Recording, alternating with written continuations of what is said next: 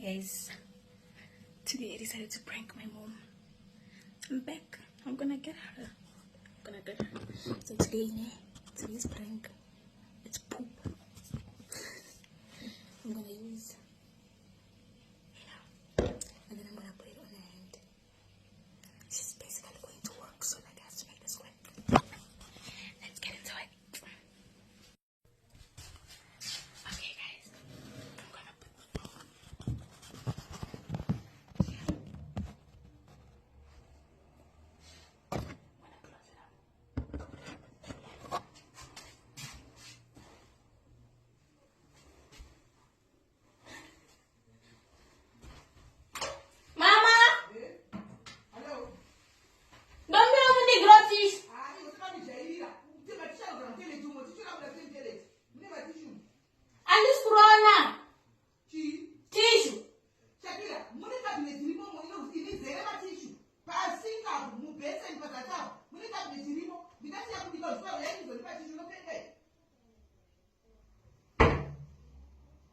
Mama, this one I'm teaching.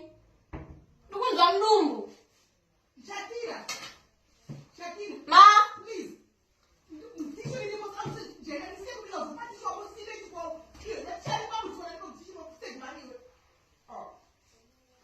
Mama, penetration and the sea from Surab. When is it our road?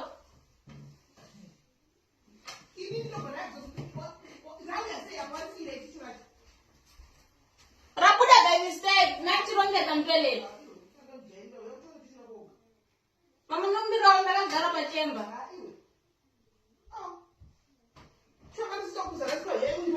Don't go, I say. Oh. Mama. Hello. Sorry. Sorry. That was what I'm going to do to Paroko. Kai? Paroko.